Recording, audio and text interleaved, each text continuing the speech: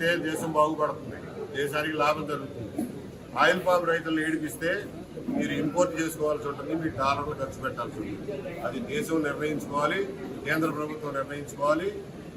Import డ్యూటీని కదల్చకుండా 10 సంవత్సరాల పాటు fix చేయగలిగిన నాడు ఈ ఆయిల్ పామ్ సాగు ఇంకా విస్తరించడానికి అవకాశం ఉంటుంది. అదే డిమాండ్తో కేంద్ర ప్రభుత్వం దగ్గరికి వెళ్తున్నాం. తెలంగాణ ప్రభుత్వం ఉత్తరం రాసింది, ఇక్కడ ముఖ్యమంత్రి గారు ఉత్తరం రాశారు. ఈ ఉత్తరాల వల్ల ఏమి కావడం లేదు. ఎప్పటికప్పుడు ఇంపోర్ట్ డ్యూటీని పైకి పెంచడం, కిందకి తగ్గించడం అనే దానికి హేతుబద్ధత ఏమాత్రం లేదు. ఇందులో బల్క్ ఇంపోర్టర్స్, పామాయిల్ ట్రేడర్స్, ఇందులో పెద్ద పెద్ద తలకాయలు ఉన్నాయి, పెద్ద పెద్ద పేర్లు ఉన్నాయి, పెద్ద పెద్ద సంస్థలు ఉన్నాయి. అదానీతో పాటు కలిసి ఇంకా కూడా చాలా మంది సంస్థలు ఉన్నాయి. వాళ్ళ అవసరాల కోసం ఎప్పటికప్పుడు ఇంపోర్ట్ డ్యూటీని తగ్గించడం, పెంచడం చేస్తున్నారే తప్ప వేరే సహేతుకత ఏమాత్రం ఇందులో కనపడటం లేదు.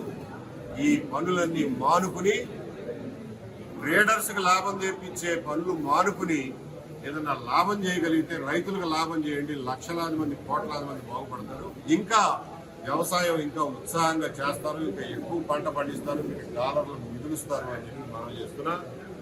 ఫ్యాక్టరీ విషయానికి వస్తే ఆంధ్రప్రదేశ్ ప్రభుత్వం ఒక్కసారి తనను తాను పునరాలోచించుకోవాలి. తెలంగాణలో నడిచే ఆయిల్ ఫెడ్ ఫ్యాక్టరీ బ్రహ్మాండంగా నడుస్తుంది. గవర్నమెంట్ సెక్టర్లో పెట్టిన ఫ్యాక్టరీ బ్రహ్మాండంగా నడుస్తుంది.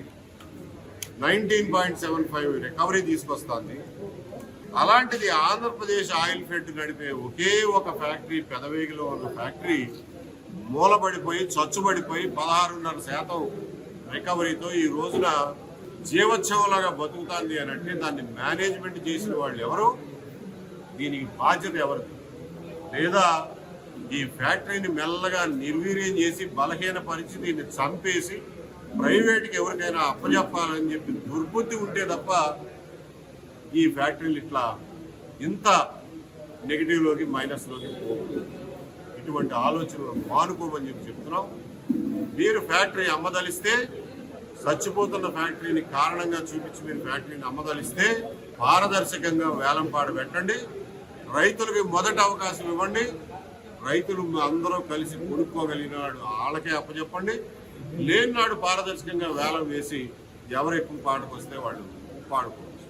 ఆయిల్ ఫెడ్ సంపాదించిన 168 కోట్ల రూపాయలు స్టేట్ గవర్నమెంట్ ఖజానాలో నింపుకుని మటన్లో నొక్కినటువంటి చరిత్ర 2-3 సంవత్సరాల కిందటే జరిగింది.